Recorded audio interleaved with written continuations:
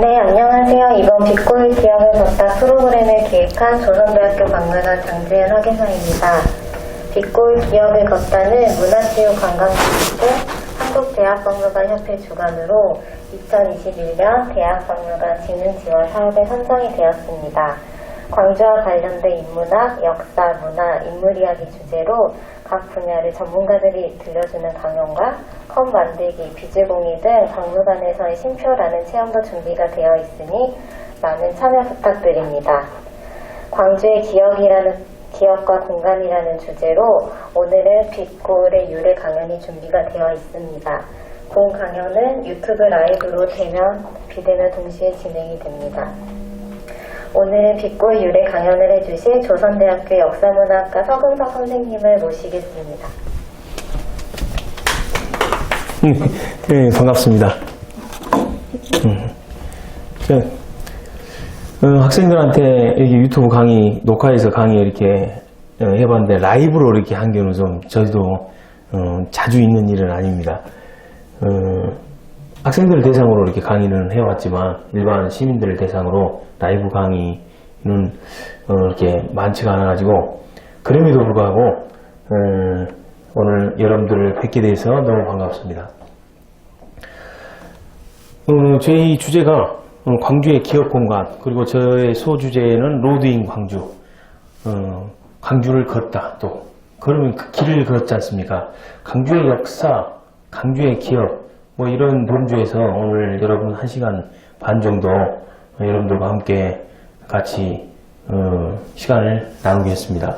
저는 조선대학교 역사문화학과 서금석입니다. 반갑습니다. 선생이에요. 이 그림은 보이시죠? 김철수 선생님의 무등산 그림이에요. 여기에서 이게 짧아서 가까이 가지 못하는데 여기에서 바라보는 그 위치는 지금 원효사 그 정도쯤 됩니다. 그래서 원효봉을 바라보고 그린 그림입니다. 무등산. 이거는 시간의 역사예요.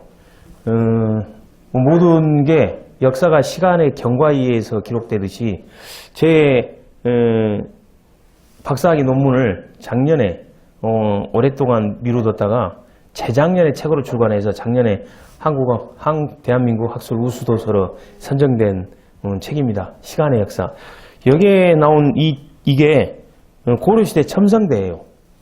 옛날 사람들은 하늘을 보고 시간을 측정했던 거라 첨성대, 우리가 경주의 첨성대만 기억을 하고 있는데 이거는 고려시대, 지금 개경에 남아있는 고려시대 첨성대입니다.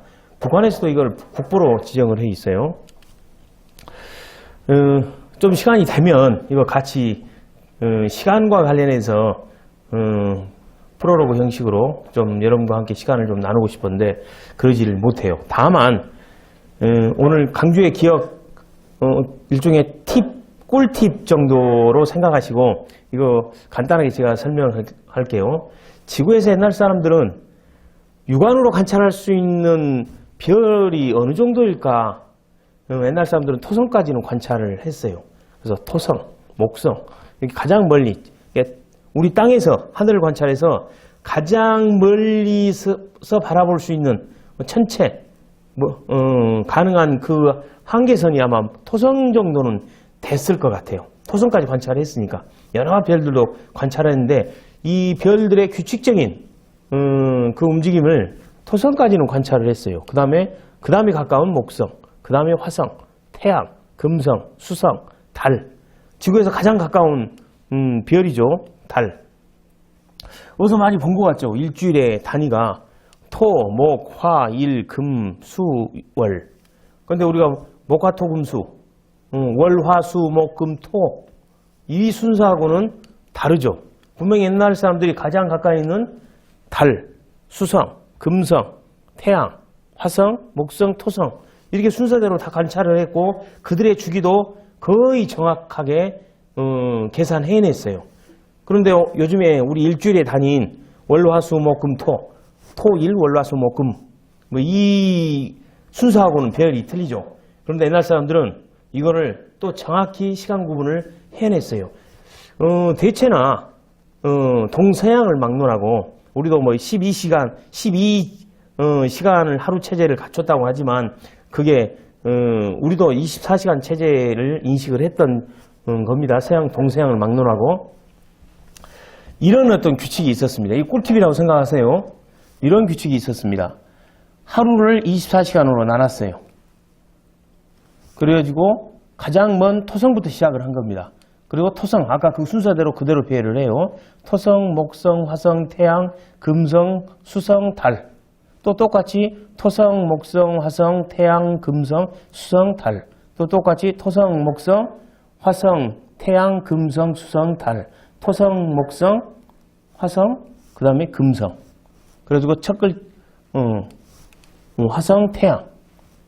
이 순서, 아까 그 7개 별들의 순서를 바라보는, 지구에서, 땅에서 바라보는 그 순서 배열을 24시간 냈다가 쭉 배열을 해보니까 여기에 가장 먼저 올라오는 그 별의 순서, 토, 태양, 달, 화성, 수성, 목성, 금성이 만들어지더라. 이제 질서가 정해졌어요.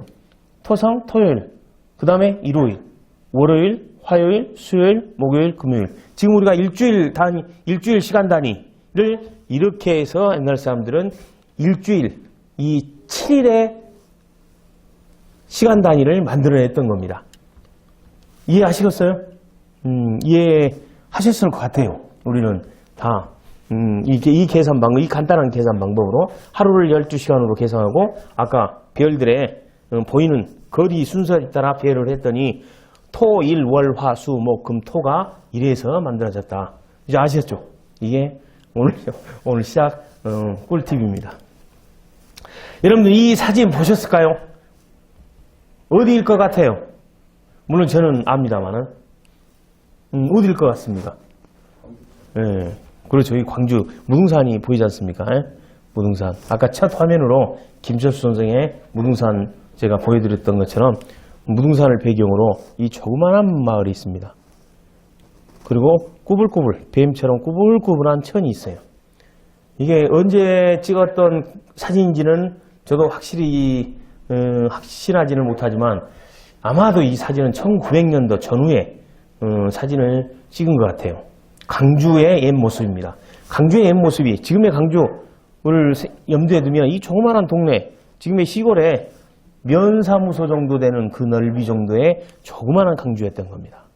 그리고 그 주위에 꾸불꾸불 흐르는 그 강이 강주천이었어요. 물론 강주천은 일제시대 때 직강정책에 의해서 반듯한 직강정책에 의해서 이 꾸불꾸불한 자연 그 상태로의 강주천은 지금 남아있지 않습니다. 반듯하게 지금 정리가 되어 있고 그 강주천 변에 물론 그전에는 강주천을 흐르는 강이다 해서 강주천이라고 했지만 일제시대 때 직강정책에 의해서 그 이전에는 강주의 서쪽에 있었다고요. 서천. 우리 음양오행에서 목화토 금에 해당하는 이 금이 서쪽 방향을 나타내요. 그래서 금계, 금천. 또 강주에서는 제일 큰 천이잖아요. 그래서 한강. 이렇게 여러 가지로 이 강주천 이름을 부르다가 이 강주천 직강정책에 의해서 강주를 지나는 천이다 해서 강주천이라고 불러지게 됐습니다. 일제시대 때. 여기 자세히 보면 강주가 이 정도만 했던 조그마한 동네라고 생각을 했지만 옛날로 따지면 이 정도 규모면 상당히 큰 마을이었습니다. 그리고 꾸불꾸불 흐르는 이 강주천 주변에 모래사장이 있어요. 여기에 모래사장 이 부근에 큰 장, 작은 장이 있었겠고 그리고 1919년에 우리가 3.1운동이 강주에서 일어났을 때 큰 장, 작은 장에서도 강주의 3.1운동이 같이 여기서 시작되었던 곳입니다. 여기가 사직공원이라고 여기가 강주공원이라고 생각하시면 돼요. 강주공원 자세히 봤더니 대나무가 많아요. 이 천변으로 사실 강주는 대나무가 많은 곳이었습니다. 그런데 일제시대 때 1920년대 지금의 동부 소방서 우리가 롯데백화점에서 조선대학교 쪽으로 올라오다 보면 동부 소방서 그 자리가 강주역이었습니다. 거기에서 담양 쪽으로 철로가 낮으면서 강주가 갑자기 인구가 밀려오고 도시화 정책에 의해서 많은 주택들이 세워지면서 이 많은 강주의 그 많은 대나무들이 다 베어지고 이제 그 대체를 담양에서 하게 된 거죠. 그 철로가 생겨지면서 그 역할을 담양이 맡게 된 겁니다. 그래서 담양하면 요즘에 죽산, 대나무 생산으로 유명하지 않습니까? 여기 다리 옛날 여러분들 혹시 기억하실랑가 모르겠습니다. 우리 시민들은 이 다리를 우리가 백운동 쪽으로 가는 그 길목에 이 다리를 막 지나면 지금 이쪽 정도 되는 부분에 아마 태평극장이 있었을 것 같아요. 이 다리를 넣으면 이 다리가 이제 1960년대 정도 되면 이제 퐁퐁다리로 새롭게 퐁퐁다리 이따가 다시 보여드릴게요. 그리고 여기 보면 지금 여기 강주 공원 쪽에는 이제 향교가 있었겠죠. 그리고 이 모습. 그러나 사실 옛날에 동네를 만들 때는 앞에 강이 흐르고 뒤에 산이 받쳐주고 그리고 산이 북쪽이고 앞에는 남쪽이고 이거 배산임수라는 어떤 풍수지리적인 그런 조건 하에 마을을 구성하는데 강주는 특이하게 마을 뒷산이 무등산인데 무등산이 오히려 남쪽이에요. 그리고 마을 앞쪽은 북쪽이에요. 그리고 북쪽에서 산이 막아줘야 되는데 북풍, 그 겨울철에 센 바람을 막아줘야 되는데 오히려 강주는 남쪽 뒤에서 산이 받쳐주고 앞쪽은 넓은 평야지대로 이루어졌어요. 그러니까 북쪽에서 부는 그 북풍을 강주를 막아줄 수가 없는 거죠. 그래서 풍수지리적으로 많은 강주 앞에 나무를 세웁니다. 이따가 다시 한번 봐보겠습니다. 지금으로 따지면 120년 정도 되는 옛 강주의 모습이에요. 강주 조그만했어요, 이 정도. 그러니까 지금 생각하기에 우리가 지금 강주 하면 저쪽에 신안동이나 저쪽에 중흥동이나 뭐 그 정도까지 막 염두에 두고 생각을 할 수도 있겠지만 옛날에 강주 읍성은 이 마을의 이 안쪽에 들어있어요. 이 안쪽에. 지금의 아시아문화전당 그리고 금남로 그리고 예술의 거리 있죠. 예술의 거리 그 일대가 강주 읍성이었습니다. 그리고 그 주위로 강주라는 동네가 큰 마을이 조성되었던 거죠. 우리가 7세기 신라가 삼국을 통일하고 나서 우리가 흔히 삼국을 통일한다고 하지만 신라는 이 백제를 병탄하는 데 그쳤어요. 그리고 대동강 이남의 땅으로 이렇게 넓혔던 거죠. 저쪽 동쪽 끄트머리 경주에서 나라를 다스렸던 신라가 이렇게 넓은 땅덩어리를 다스려야 될 그들의 입장에서 전국을 행정구역을 개편하지 않고서는 그게 통치가 불가능했던 거죠. 그래서 전국을 구주로 나누고 요소마다 작은 도시를 만들어서 그 지역을 다스리게 했습니다. 지금으로 따지면 직할시, 광역시 정도 됐겠죠.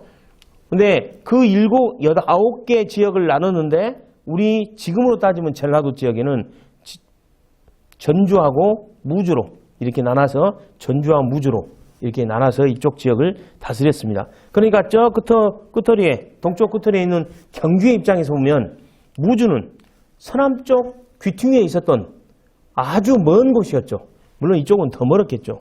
그러니까 이쪽 경주 신라 왕실은 이 넓은 지역을 통치하기 위해서는 바다를 통해서 이쪽으로 가서 이들을 통치하는 것보다는 내륙을 통해서 이들을 통치하는 게 더 빨랐겠습니다. 그래서 내륙의 교통망이 신라 시대 때는 더 발달했습니다. 무주라는 건 우리가 전라남도 할 때는 이쪽이 전라남도잖아, 대체나. 그럼 전라남도는 도시가 아니에요. 행정구역을 나눴던 거지. 그러나 옛날 사람들은 이쪽 지역을 무주라고 했고 이 땅덩이를 다스리는 곳을 또 무주라고 그랬어요. 이 무주라는 의미는 두 가지 의미가 있습니다.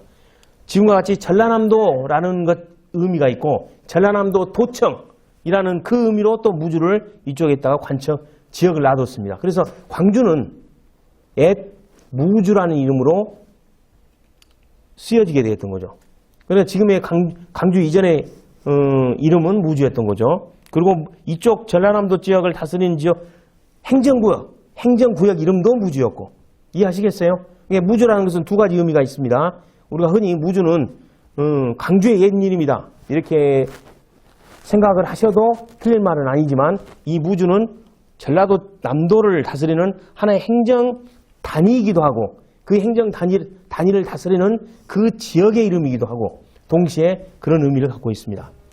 대체 강주가 제 선이 이렇게 짧아가지고 이쪽에 가기도 하고 그래야 되는데 여기서만 이렇게 고정되어 있어서 상당히 여러분들한테 동적인 이미지를 못 보여서 죄송합니다. 제 얼굴 잘 보이시죠? 저는 여러분들을 못 봅니다. 이렇게 봐도 제 얼굴은 안 보여요. 근데 선생님들은 제 얼굴을 지금 자세히 보고 있습니다. 강주가 대체 언제부터 불려졌을까? 궁금하시죠? 그러니까 흔히 전라도는 언제부터 불려졌을까? 이거는 열에 한 6분을 알고 계시더라고요. 근데 강주는 언제부터 불려졌을까? 이건 열에 9분은 모르시더라고요. 우리 선생님 알고 계세요? 우리 여기 카메라 찍고 계신 선생님은 알고 계세요. 최근에. 고려사 지리지에 보면 해양현 편에 강주가 옛날에 해양현에 속했습니다. 해양현이었습니다. 현이었어요. 현. 강등돼가지고 태조 24년 그걸 서기로 따져서 940년에 칭강주라는 이 짤막한 이야기 하나가 나와요. 이 짤막한 기사 하나가 강주가 940년 태조 23년에 만들어졌다, 칭해졌다라는 사실을 우리가 알 수 있었습니다. 그런데 이게 고려사 지리지 해양편에 나와요. 그리고 이것은 일반적으로 알려져 있었습니다. 그런데 조선 중종 때 편찬된 신정동국 여지승남의 세주에 무주를 강주라고 부른 것은 견원 때부터였다라고 세주를 달아놨어요. 이게 왜 이런 현상이 나타났나? 이름이 바뀌면 한참 뒤에 누군가가 썼을 거 아니에요. 그러면 그 이름 바꾸기 전에 결혼이 활동했던 그 시기에 그 이름을 붙여버릴 수가 있는 그런 가능성을 염두에 둬야 됩니다.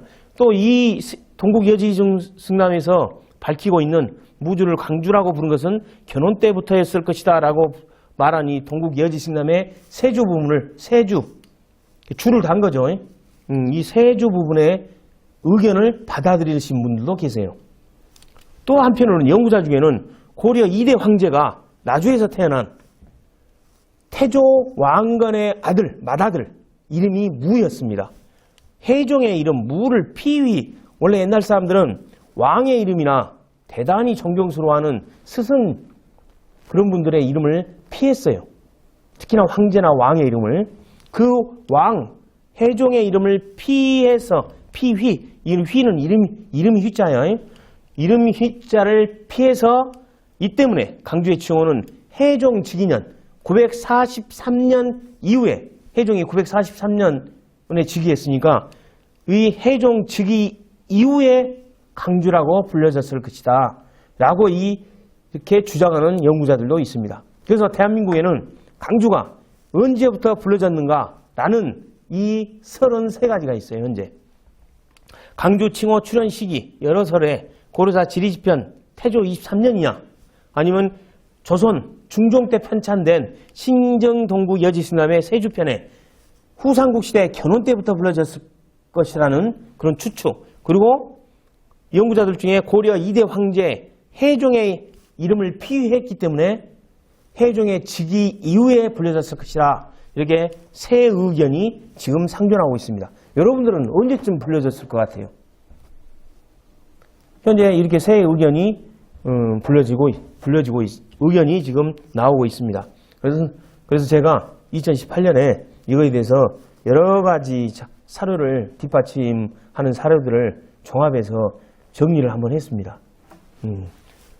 고려사 지리지 해양연편에 태조 23년 940년에 칭강주했다. 이 짤막한 기사가 나와요. 이 세자 그 기사가 맞다라고 정리를 한 적이 있습니다. 그게 논문에 발표가 됐어요. 그래서 오늘 여기 제 강의를 함께 시청하신 분들은 이제 강주가 언제부터 불려졌다라는 그 시점은 940년이다. 태조 23년이다. 라고 알고 계셔야 돼요. 여기 나머지 두 가지는 그냥 설이다. 라는 것만 알고 계시면 됩니다. 그래서 한번 질문하겠습니다. 강주가 언제부터 불려졌어요? 선생님? 태조 23년? 940년이다. 역사문학과죠. 역시 우리 지금 지켜보고 계시는 우리 선생님들도 강주가 언제부터 불려졌어요? 예, 대답을 하신 분도 계시고, 지금, 라이브로 지금 듣고 계시는 분 중에 대답을 하고 계신 분도 계시고, 안 하고 계신 분도 멀뚱멀뚱 쳐다보고 계신 분도 계세요. 예, 들립니다. 예. 자, 강주의 출현 시기는 태조 23년, 940년 친강주. 이게 맞다. 저는 이렇게 주장을 하지만 이게 맞습니다. 그래서 무주가 광주로 불려지게 됐습니다. 이건 뭐 박수를 쳐야 될 일인가? 선생님 박수 한번. 이제 알았잖아요. 박수를 들려요? 네. 자, 피휘라는 것에 대해서 우리가 잠깐 한번 언급하고 하겠습니다. 이름 있죠? 이름을 피휘하는 거예요. 그러면 태조 왕건의 첫째 아들, 맏아들, 그 해종, 나중에 고려의 2대 황제가 되는데 그 해종의 이름이 무였어요. 무사, 무인, 무신, 뭐 이러할 때, 무장할 때, 그 무자입니다. 싸움이죠. 전쟁. 그런 걸 연상시키잖아요. 그러니까 이 태조 왕건의 아들, 맏아들 무는 아버지가 후삼국 그 전투 전에 계속 수행을 했어요. 같이 전쟁에 참여했던 건장한 청년이었던 거죠. 튼튼한 사람이에요. 우리가 사료에 나오면 연약하고 제위 2년 만에 죽었지만 연약하고 힘없는 그런 어떤 왕으로 이렇게 묘사되지만 사실은 자기 아버지와 전쟁터를 누볐던 건장한 청년이었습니다. 이름 자체도 무잖아요. 거의 뭐 쌈박질 잘할 것 같이 생겼잖아요. 이름이 무인데 뭐. 제 이름이 서금석이잖아요. 금석, 뭐 강하게 보이잖아요. 그런 것처럼 그 이름에서 비춰지는 그 이미지는 대단히 강인한 모습입니다. 사실 해종의 그 젊었을 때 그 모습도 전쟁을 누볐던 그 모습도 마찬가지였을 것 같아요. 고려 2대 황제 무 출생은 912년입니다. 바로 나주에서 태조 왕건이 장하왕후 나주오 씨를 만나요. 그리고 나주오 씨를 만나서 둘이 둘 사이에서 무가 태어난 거죠. 태어난 곳이 나주입니다. 태자로 책봉된 것은 921년. 그러니까 한 8년 정도 걸렸죠. 9년 정도. 이 와중에 그러니까 9년 정도 됐지만은 사실은 어린 아들이죠. 그럼에도 불구하고 태조 왕건의 입장에서는 이미 918년에 태조는 궁예를 몰아내고 고려라는 나라를 건국하지 않습니까? 그 고려를 나라를 건국한 그 태조의 입장에서는 빨리 후계자를 책봉을 해야 될 입장이에요. 많은 호족 세력들과 많은 권력 쟁투를 예상한 그의 입장에서는 빠른 후계자의 지정이 권력을 안정시키는 다는 그런 어떤 판단이 있었을 것 같아요. 그래서 그 어린 9살 정도 되는 그 어린아이를 태조로 책봉합니다. 그런데 여기에서 하나의 보통 대부분은 왕이나 황제의 이름을 피휘한 것이 대부분인데 우리의 사료에는 태자의 이름을 피휘했다는 사료는 나와 있지 않아요. 그러나 중국의 사료에 봤더니 태자의 이름을 피휘했던 사례는 아주 자주 등장합니다. 그것은 왕권의 후계 구대를 다지기 위한 왕실의 안정을 도모하고자 하는 그들의 일종의 강력한 의지가 여기에 담겨져 있는 거죠. 그래서 태자를 책봉을 하는데 무주가 강주로 바뀌게 되는 그 내막이 여기에 숨어져 있어요. 왕의 계승은 943년 해종이 태자 무가 나이 32세가 되는 해 아버지 태조 왕건이 죽음으로써 자기가 왕위를 계승하는데 그 이전에 이 무주가 강주로 바뀝니다. 그때가 940년. 이게 태조 왕건이 죽기 3년 전의 일이에요. 그 사이에 뭔 일이 일어났을까? 태조 왕건은 936년에 후삼국을 통일합니다. 그러면 통일하는 태조 왕건의 입장에서 전국의 행정 단위를 바꿔야 될 책무가 있었을 거예요. 이미 7세기 전쟁에서 승리한 신라도 구주오소경을 만들어서 전국을 통치를 하고자 하는 그들의 어떤 행정 단위가 개편되지 않습니까? 지방 행정 단위가 마찬가지로 태조 왕건도 후삼국을 통일하고 나서 전국의 행정 단위를 행정 지역을 바꾸게 됩니다. 그 와중에 무주가 강주로 바뀌게 돼요. 그 시기가 940년에 이게 단지 강주만 이루어진 것이 아니라 전국적인 행정 단위가 이때 바뀌어요. 이건 전국적인 또 고려 왕조의 전국적인 지방행정 단위의 어떤 조정이 필요로 했던 거죠. 태조 왕건의 아들에 대한 배려입니다. 그리고 해종은 대단히 미약한 세력이 호족 세력으로서 미약한 뒷배경을 가지고 있었던 겁니다. 다른 호족 세력들보다 다른 배다른 어떤 형제들보다는 이 나주 장하오 씨는 다른 호족에 비해서 힘이 세력이 그렇게 크지를 않았어요. 그런 입장에서 태조 왕건의 입장에서는 자기 맏아들에게 왕권을 물려주는 입장에서 이 왕권이 나중에 다른 호족 세력들에 의해서 견제받고 이런 것을 원하지는 않았던 것 같아요. 그래서 전국의 행정 단위를 바꿀 때 그의 위상, 그 아들의 위상을 높여줄 필요가 있어요. 그리고 전국에 있는 지역 단위의 이름 중에 무자를 다 바꿔버립니다. 그래서 940년에 지방행정 단위를 바꿀 때 무자가 다 사라져버렸어요. 전국장로. 그런데 강주의 무주가 그때 사라진 겁니다. 무자가 누구의 이름이었다? 선생님? 맏아들, 태조 왕건의 맏아들 해종의 이름이었다. 그 이름을 피회라 하고 전국에 그냥 발표를 해본 거죠. 그래서 강주도 무주에서 광주로 바뀐 겁니다. 무주가 동네 이름이 이쪽 지역 동네 이름이 무주였어. 그럼 동네 이름이 좀 세 보이잖아요. 전투적이고. 사실 그랬어요. 왜? 다시 한번 봐볼까요?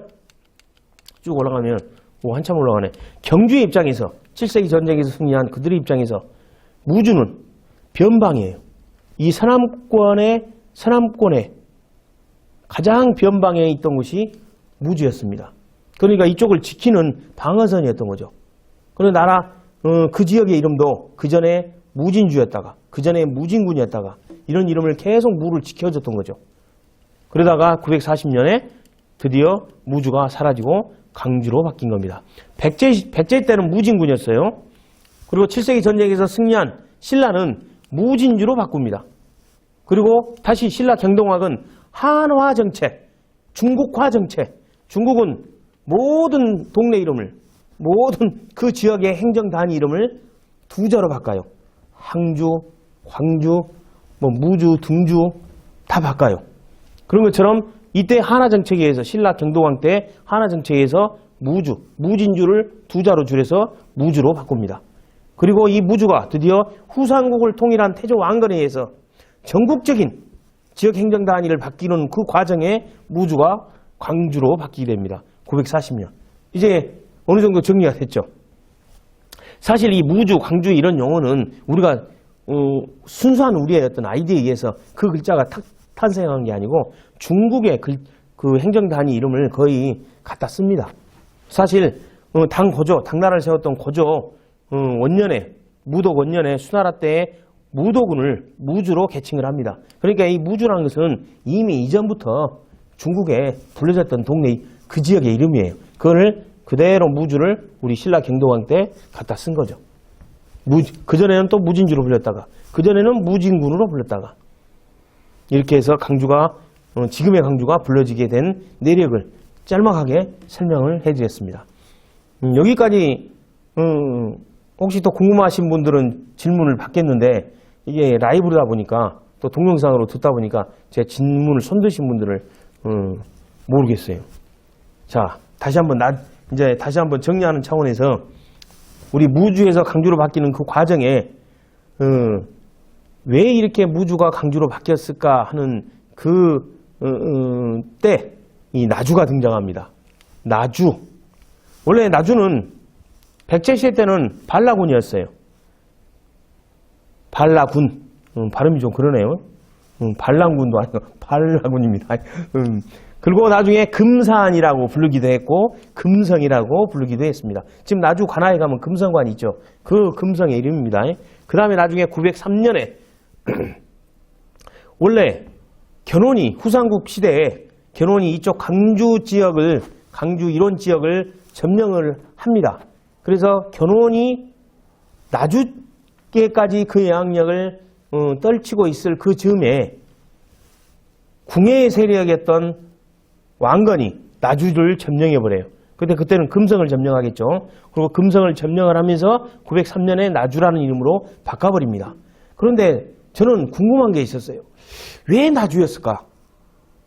왜 다른 이름도 아니고 왜 나주였을까? 나주의 나자가 저는 대단히 관심이 많았습니다. 자, 그 그림으로 다시 가기에는 좀 너무 멀고, 저 경주, 신라의 경주, 나주의 나자, 신라의 나자, 이 망나다에 일단 나자거든요. 사방을 망나다, 나자예요. 신라의 나자와 나주의 나자는 같은 나자입니다. 그러니까 이 궁예 정권 하에 왕건이 이름을 바꿨겠습니까? 궁예가 바꿨겠지.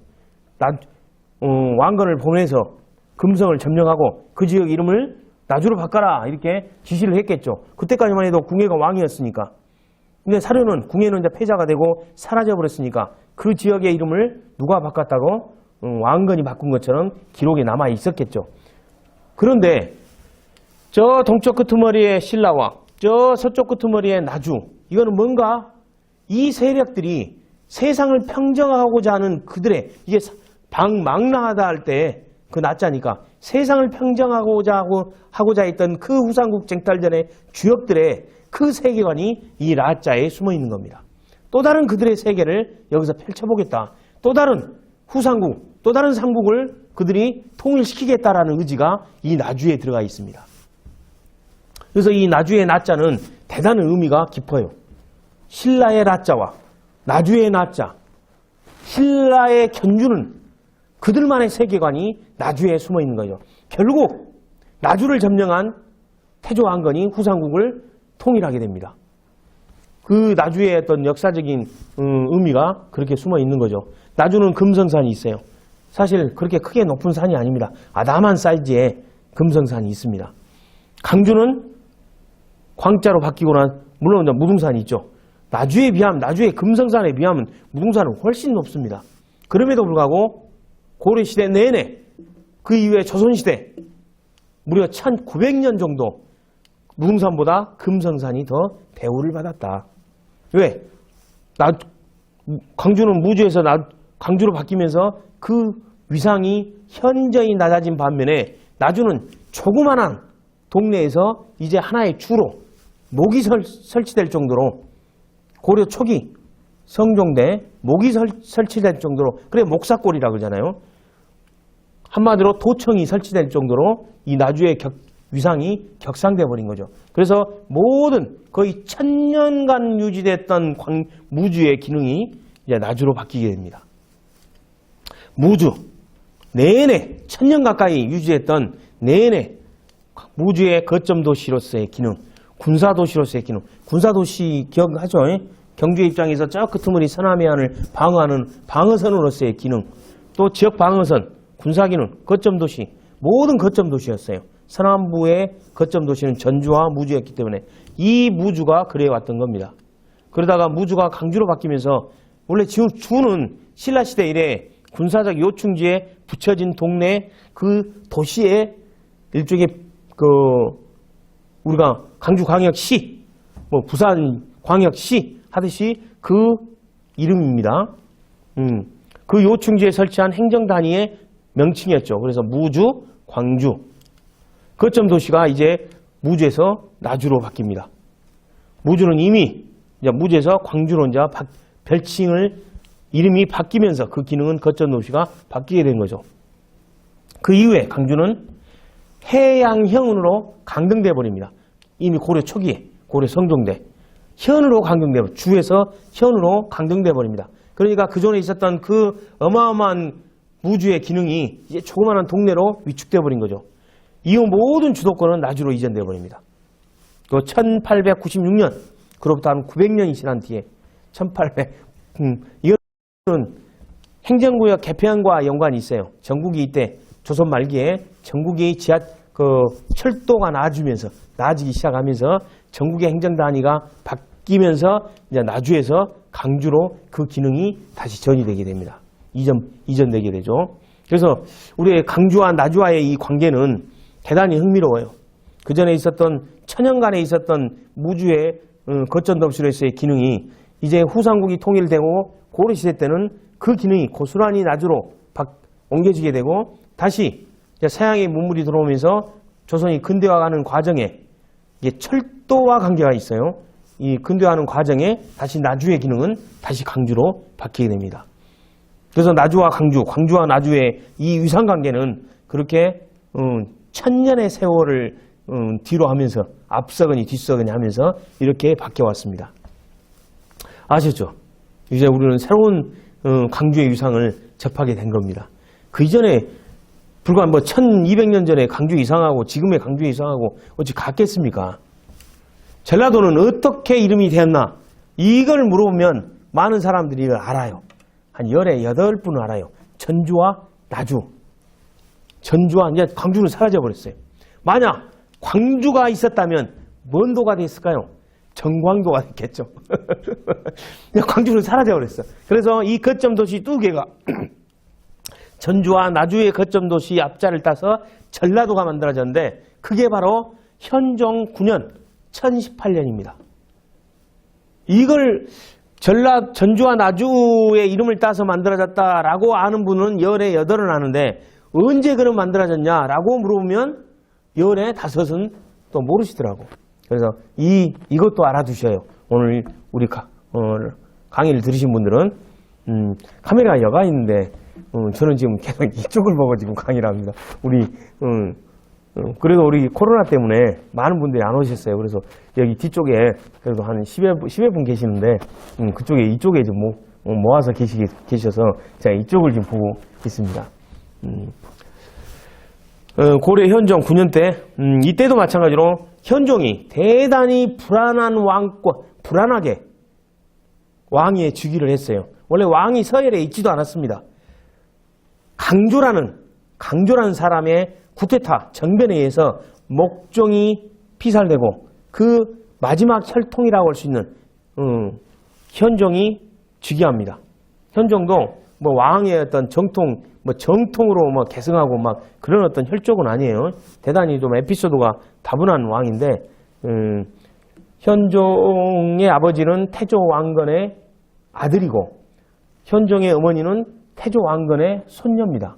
그러니까 삼촌과 조카가 만나서 또 이 어머니는 이미 그 전에 경종의 부인이었어요.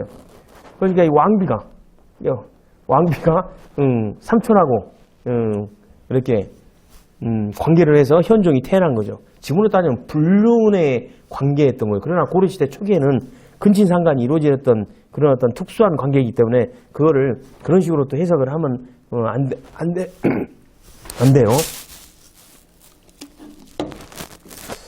죄송합니다. 그 현종이 즉위할 때 그 이듬해 거란의 2차 침입이 이루어집니다. 40만 대군이라는 엄청난 대군이 압록강을 넘어요. 겨울철에. 원래 유목민들은 겨울철에 전쟁을 합니다.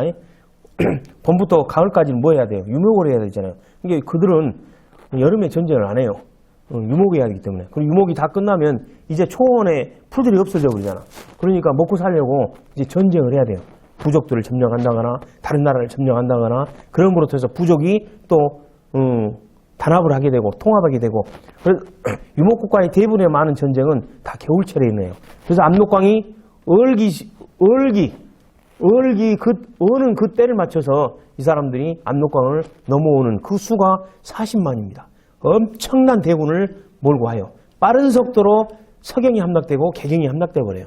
이 현종이 즉위하고 그 이듬해부터 이제 쫓겨가는 거죠. 개경이 함락되었으면 왕은 어때요? 이제 피난을 가야죠. 몽진을 해야 됩니다. 그런데 현종이 가는 곳이 어디였어요? 공주와 전주와 그 전주를 거쳐서 나주로 옵니다. 왜 현종이 거란에 침입 때 개경이 함락되는 그 위급한 상황에 왜 방향을 나주로 틀었을까? 그것은 나주가 해종이 태어났던 그리고 태조 왕건의 후삼국을 고려를 건국하고 후삼국을 통일한 그 기반이었기 때문에 나주로 옵니다. 그리고 고려의 2대 황제 해종이 태어났던 어향이기 때문에 우리가 왕의 명령을 어명이라고 하죠. 왕이 태어난 곳을 어향이라고 합니다. 나주는 어향. 원래 고려시대 모든 왕들은 개경 궁궐에서 태어났는데 이 해종은 왕건이 왕이 되기 전에 쿠데타 일으키기 전에 왕이 해종이 태어났기 때문에 나주에서 바로 외가인 나주에서 태어났습니다. 그러니까 나주가 향인 거죠. 현종은 아마 그러한 것 때문에 나주로 피신했던 것 같아요. 그래서 7일간 머무르고 다시 올라갑니다만은 그런 어떤 그 전례로 나주의 위상은 더 높아집니다. 그리고 전국의 행정구역을 개편할 때 바로 전주와 나주를 엮어서 첫 글자를 따서 전라도라는 이름으로의 이 행정구역을 만들게 됩니다. 지금의 전라도가 그래서 만들었습니다. 전국의 8도, 경상도, 충청도, 강원도, 경기도보다 경상도보다 100년이나 먼저 앞서요. 전라도가. 그러니까 지금의 어떤 전국의 이 행정 단위의 가장 오래된 역사를 가지고 있는 것이 전라도입니다. 그러니까 우리는 전라도 사람들은 대단히 자부심을 갖고 있어야 돼요. 그래서 경상도보다 100년이 훨씬 더 먼저입니다. 왜냐하면 경상도는 고려 중기 이후에 불려지기 시작했기 때문에. 호남은 어떻게 이름되었을까? 이제 궁금하죠. 이제 전라도, 광주에서, 나주에서 이제 전라도까지 이제 우리는 다 이제 열은 이제 아시아죠. 그럼 호남은 언제부터 불려졌을까? 물론 언제다라고 못 박을 수는 없어요. 호남은 이게 전라도 지역을 부르는 별칭이었기 때문에 이게 행정단위 이름이 아닙니다. 영남도 행정단위 이름이 아니에요. 그러니까 경상남도, 경상북도 이게 행정단위 이름이잖아요. 그들을 부르는 경상도를 부르는 별칭으로 애칭으로 이게 영남이라고 했던 거고 우리 호남을 전라도의 별칭으로 호남이라고 불렀던 거죠. 그러니까 더 애착이 간 겁니다. 옛날 사람들은. 그래서 전라도우병, 조선시대 때 전라도우병이라고 하지 않고 뭐라고 불러요? 호남우병이라고 하잖아요. 이 호남은 그들의 행정 단위는 일단 주어진 정체성이 있지만 이 전라도는 이 호남이라는 것은 그들만의 갖고 있는 감성적인 의미가 더 담겨져 있어요. 그러니까 더 어떤 마음에 와닿는 거지 호남 사람들은. 그래서 서울에 많은 사람들이 서울의 뭐 인구 중에 뭐 20, 30%가 호남 사람이라고 뭐 합니다만은 호남 사람들이 더 호남 사람들 이렇게 모이는 곳에 더 애착이 간 이유가 뭐 그럽니다. 전라도 사람들 이렇게 만나는 게 아니라 호남 사람들 이렇게 만나잖아요. 더 애정이 가고 감성적인 용어입니다. 고려 말에 이 호남이라는 용어가 등장하기는 해요. 그러나 그 호남이 지금 우리가 부르고 있는 이 호남인지는 우리가 확인할 길은 없습니다. 조선 전기까지만 해도 호남이 자주 불려지게 되더니 임진왜란 이후에는 온 나라가 임진왜란으로 초토화되고 나서 끈끈한 지역애가 드러날 때 이 호남이라는 용어가 아주 부각됩니다. 그래서 임진왜란 이후에는 이 호남 용어가 아주 많이 나와요. 그래서 호남이라는 이 단어는 언제부터다라고 우리가 짚을 수는 없지만 대체나 조선시대에 많이 불려졌고 조선 중기 이후에는 이미 이 용어가 그 지역을 대표하는 어떤 정체성의 대명사로 불려지게 됐다. 호남이라는 용어 속에는 호수의 남쪽이라는 말입니다. 대체 이 호수가 어디일까? 그걸 궁금해하는 사람들이 많아요. 호남의 용은 호수의 남쪽이다. 그럼 이 호수는 어디일까? 김제 백골제다. 이렇게 말하는 분도 계시고. 근데 백골제 여러분들 한번 가보시면 조그마한 호수예요. 뭐 이거 호수라고 지금은 호수라고 하기까지 민망할 정도로 조그마한 tum봉돼 버렸어요. 근데 옛날에는 이 벽골제가 그 지역 김제 지역을 먹이 살리는 대단한 큰 호수였다고 합니다. 금강 이남이 호수였을까? 강은 강인데 왜 호수라고 했을까? 근데 금강이 하도 크다 보니까 옛날에 이런 큰 강들을 호로 불러지기는 경우가 많았어요. 그래서 금강 이남을 우리가 전라도 이전에는 강남도라고 그랬어요. 전라도가 만들어지기 이전에는 강의 남쪽. 그러면 이 강의 남쪽, 이 강과 호수의 남쪽, 이 호남과 뭔 관계일까? 뉘앙스가 비슷하지 않을까? 그렇게 이제 짐작을 합니다. 고려시대 10개 도 중에 하나, 금강은 호광이라고 불렀던 적이 있습니다. 그리고 세 번째 설은 중국 지명 중에 중국 지명의 전파설. 호남성에서 유래됐다. 또 호남성의 동종호 남쪽에 위치한다. 이 호남성이 그런 말이 있으니까 이 호남성에서 따서 그대로 호남이라고 불렸을 것이다. 뭐 이런 설들이 있는데 제일 어떤 설이 뭐 맞다고 그렇게 단정 지을 수는 없지만 유력하기로는 금강 이남의 땅을 호남이라고 불렸을 것이다. 대단히 시적이고 감성적이고 문학적인 용어잖아요. 호남. 전라도 하면 좀 약간 행정 단위의 어떤 개념으로 약간 좀 건조하지만 호남 하면 이렇게 정서가 담겨져 있는 느낌 같잖아요. 그래서 이 금강 이남의 땅을 호남이라고 불렀을 것이다. 라고 대체나 그렇게 생각을 합니다. 물론 이제 이런 것들이 다 섞어질 수도 있겠죠. 이 호남이라는 용어는 중국에서 이미 있었던 것이니까.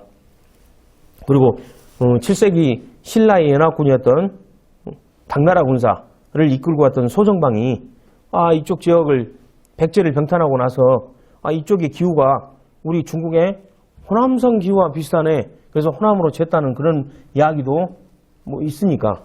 그러지만은 우리도 그러면 뭐 우리라고 그냥 중국의 이름을 또 갖다가 썼지는 않았을 거 아니냐. 뭔 호남이라면 호수가 있었을 거 아니냐. 그럼 이 호수는 대체 어느 정도 어디였을까 하고 금강으로 우리가 짐작을 하고 있는 겁니다. 다시 강주로 돌아갑니다. 아름다운 몇 년 전 것도 아니에요. 불과 120년 전에 강주의 옛 모습. 지금의 강주를 생각하면 뭐 거의 격세지감 정도가 아니라 이거는 뭐 상점백회죠. 옛날에 강주의 이 조그마한 동네가 지금의 강주 저 첨단 송정리 광산구 할 것 없죠. 엄청난 도시가 돼 있죠. 그러나 그 당시만 해도 이 정도 조그마한 동네였습니다. 강주읍성은 이 안에 있었겠고 여기 앞에 좀 가면 이제 불과 70년대 정도 가면 그게 불과 멀지도 않죠. 한 50년 전이니까 70년대 가면 새로운 동네가 만들어져요. 이 앞에 이 마을에 바로 앞에 새로운 마을이다 해서 신안동이 생겨요. 지금의 전대사거리 있죠. 그 신안동이 그 당시만 해도 불과 얼마 안 돼. 50년 전이니까 새로운 신촌 마을이 생깁니다. 신안동이 그거예요. 그러니까 이 강주가 불과 4, 50년 전만 해도 그렇게 크지 않는 동네였어요. 80년 전만 해도 지금의 상상할 수 없는 외곽의 논들과 산들이 아주 강주를 대부분 차지하고 있었습니다. 조선 말기에 지도입니다. 지승이라는 지도인데 1800년도에 만들어진 지승이라는 지도인데 여기에 강주읍성이 있어요. 물론 여기가 북쪽이고 이 뒷산이 무등산입니다. 중심사에 이렇게 있죠. 뾰족뾰족한 나무 같은 이 세워져 있는 돌들이 서석대예요. 그리고 무등산이 분명히 남쪽인데 남쪽을 뒷배경으로 북쪽을 바라보고 있어요. 그러니까 이거 배산 임수 풍수적으로는 대단히 불리한 동네입니다. 그래서 혹자는 또 그래요. 이런 구조이기 때문에 강주가 대단히 탄압받은 곳이었다. 이렇게도 이야기하는데 그거는 일리가 없고 아무튼 구조는 이렇습니다. 강주천이 이쪽 무등산에서 쭉 흘러서 이렇게 영산강하고 만납니다.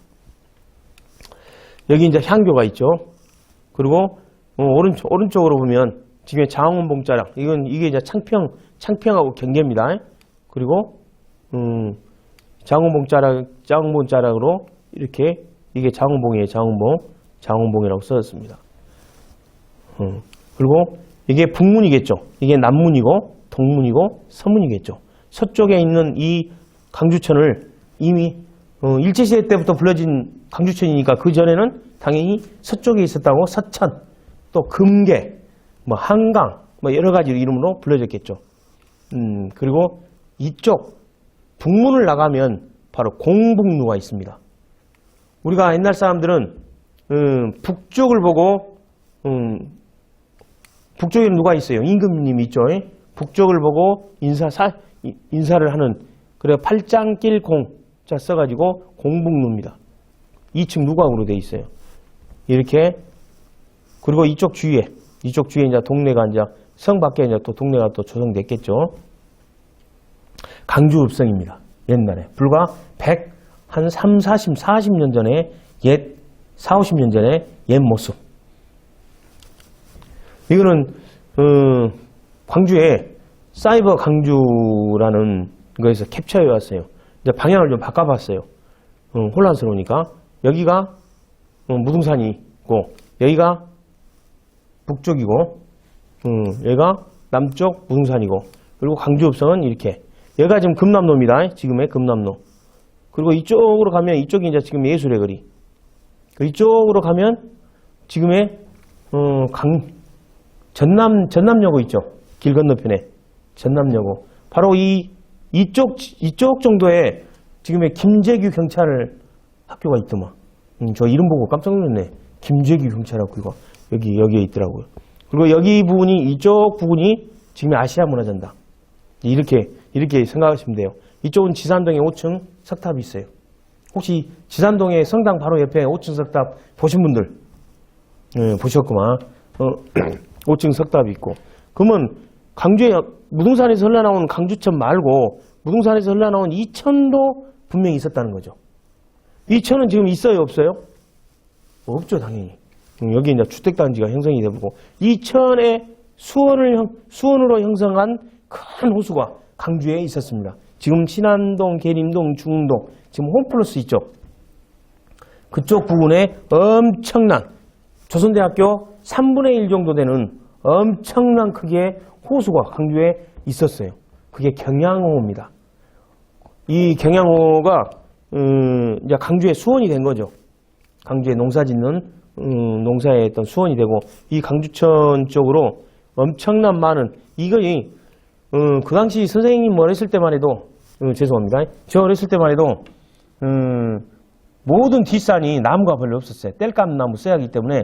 그래서 땔감나무 쓰려고 더 깊은 산으로 들어갔어요. 한번 무등산도 하물며 땔감나무의 어떤 온상이었습니다. 그러니까 나무가 무등산도 거의 뭐 벌목되고 별로 없었어요. 그러니까 폭우나 홍수가 이렇게 폭우 장마칠 때는 그 무등산의 많은 물들이 이 강주천을 범람시켜버려요. 그러니까 이 강주천의 범람을 막기 위해서 이 석서정이라고 여기다가 한가운데다가, 그러니까 강주천이 넓었겠죠. 이 정도 정자를 세울 정도면. 이 음기를, 이 폭우나 장마, 이 음기를 양기로 눌러서 이 장마나 범람의 어떤 그 피해를 막아보자 하는 풍수적인 입장에서 이 정자를 짓습니다. 지금은 이 정자 복원돼 있어요. 길가에 세멘트 바닥 위에. 보셨을까요? 안 봤구나. 그리고 여기에다가 많은 숲을 조성을 합니다. 그 숲을 조성해가지고 지금 사라져버렸지만 그래도 이름은 남아있어요. 숲을림자 써가지고 방림동이라고. 동네 이름은 남아있어요. 그대로. 그리고 여기에 엄청난 많은 북쪽에서 부는 바람을 막아내야 되잖아요. 북쪽에서 이쪽에 산이 있으면 동네는 바람을 막아주는 역할을 하기 때문에 좋은 위치인데, 오히려 반대편이 되어버렸잖아요. 뒤남쪽이 산이고 북쪽이 평야지대요. 그러니까 이 북쪽에서 부는 바람을 이 동네가, 강주라는 동네가 다 그냥 고스란히 맞아. 그러니까 그걸 막아줄 수 있는 숲을 조성을 해야겠죠. 그래서 여기다 유림을 만들어요. 유림. 버드나무 숲. 엄청난 버드나무 숲을 많이 만들어합니다. 그래서 이제 도시화가 되면서, 강주가 도시화 되면서 이 버드나무 숲들 다 제거했겠죠.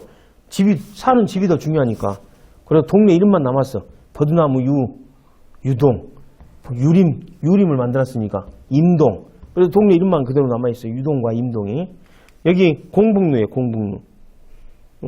북쪽에서 사신이 오면 이 공북루를 통해서, 이제 북문을 통해서 이제 읍성으로 들어갔겠죠.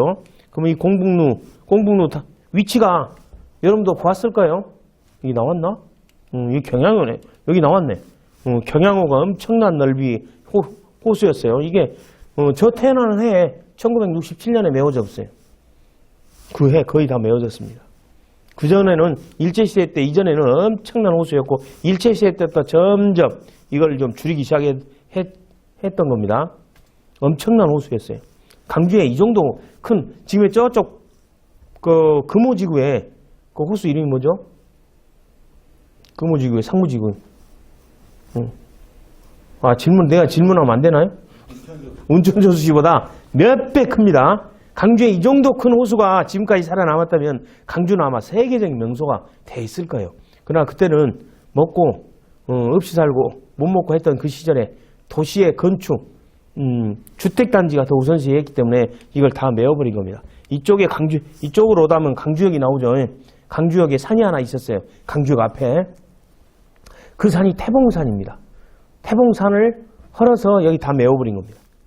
강주의 역사. 여기 이 길이 지금 강주고등학교입니다. 이게 이 그림이 강주고등학교 그 앞길을 지나는 이 길에 이 넓은 지역이 다 호수였어요. 강주의 경양호. 지금까지 남아있었으면 불과 이게 50년 전에 사라져버린 겁니다. 제가 태어날 때 해 67년이니까 67년에 다 메워져 버린 거죠. 그러니까 강주의 옛 모습이 지금의 모습으로 되기까지는 그렇게 긴 역사가 아니에요. 이거는 우리가 여기 지금 사진 찍고 계시는 센트리빌? 그랜드 센트리빌 내의 조경입니다. 이 강주 경양호를 본따서 이 호수를 만들었어요. 거기 좀 이 정자 있죠? 동네에. 이 조경을 만든 겁니다. 그래서 경양호를 모델로 이 아파트 조경을 만든 사례입니다, 이게. 예, 대단한 거예요. 이 조경을 만든 사람은 그래도 옛 역사, 강주의 역사를 기억을 하고 있다는 거죠. 자, 남문. 아까, 여기에 남문이고, 남쪽 무등산, 북문이고, 서문이고, 동문이고. 옛날에 남문은 진남문으로 이렇게 불러지고, 지금의 동네 이름만 남아있습니다. 남동. 지금 남동 성당 있죠? 그쪽 지역. 동문은 서원문이라고 있어요. 서석대. 엊그제 우리 선생님 올라갔죠? 서석대. 그 서석계 상서로울 서자. 이 서가 광주를 의미해요. 서석하면 광주를 상징합니다. 그래서 서석.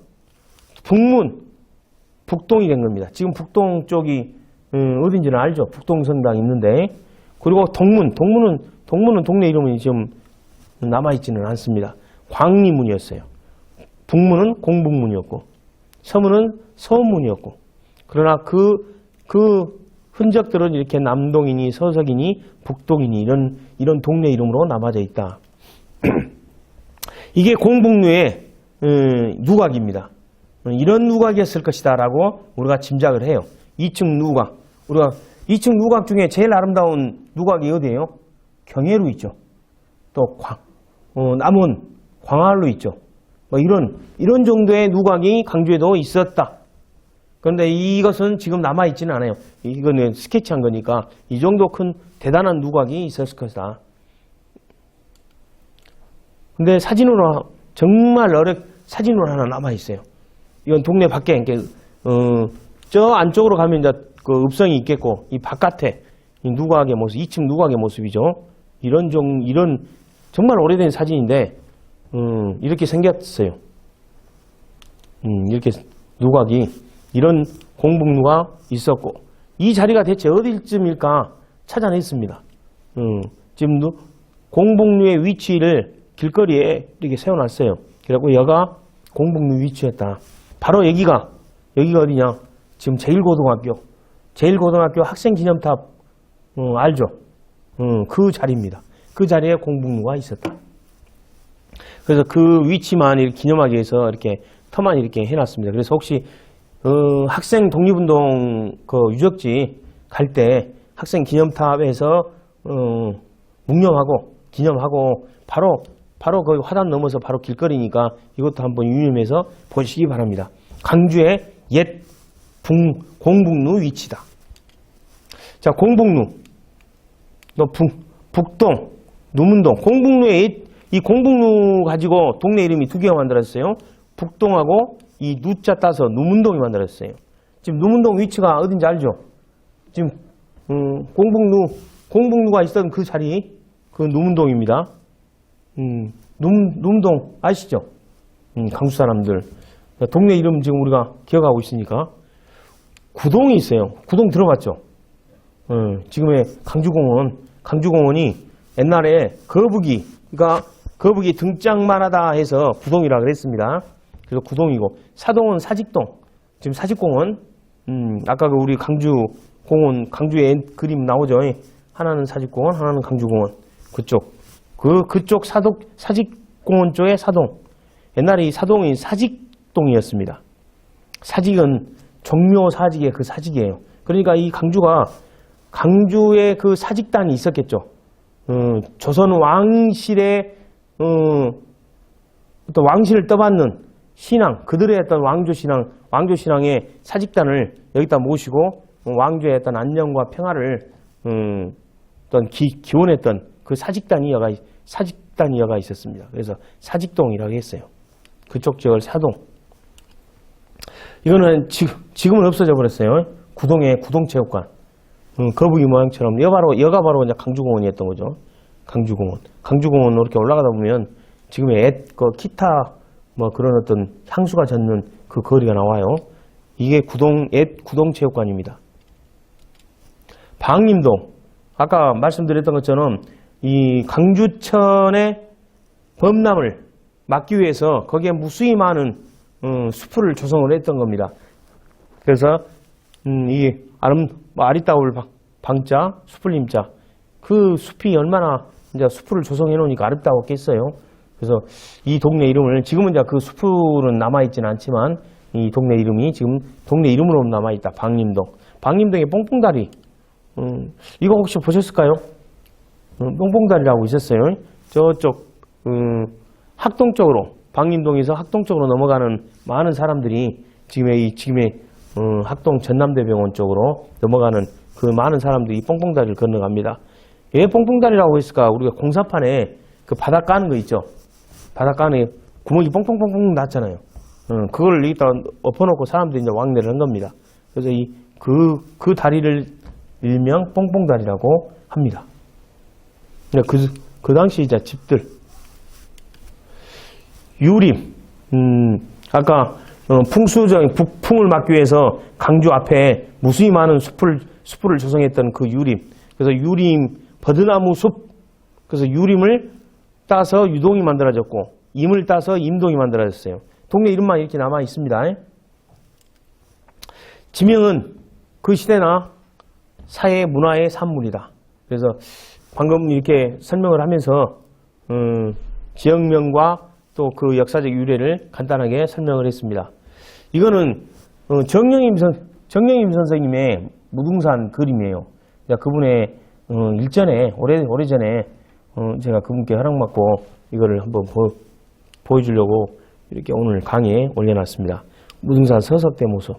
서석대하고 입석대는 좀 규모가 틀려요. 저도 올라간 지가 꽤나 됐습니다만은 멋있죠? 서석대. 이거 보면 학생들한테 우리 그 한국사 강의하면서 첫 오레이션 때 이걸 보여주고 시작합니다. 서석대. 서석. 상스러울 서자. 이게 서석, 상스러운 돌. 무등산이 무돌길이라고도 하고 이 돌산이었잖아요. 상스러운 돌의 골. 강주가 그겁니다. 원래 빛골이란 말은 강주에서 나온 말입니다. 빛골. 원래 빛골. 빛광자니까. 그러니까 이 빛골이란 말은 원래 이 광주는 한자지만 그 광주를 순수한 우리말로 부를 때는 당연히 빛골이라고 했겠죠. 마을 주자니까. 고을 주자니까. 이걸 이제 고려 후기에 이색에 광주지리라는 그 한자 때문에 사람들이 빛골이라고 이렇게 그때부터 불렀을 것이다 라고 이제 짐작을 합니다만은 이미 강주가 만들어지면서부터 이곳은 빛골이었습니다. 상스러운 돌의 고향. 우리가 서방 있죠. 서방 사거리. 이건 돌을 가지고 동네 이름을, 그 지역의 이름을 지은 겁니다. 서방. 우리 선생님 서방이 어디예요? 요즘 우리 그 젊은 친구들 서방이 어딘지 알까?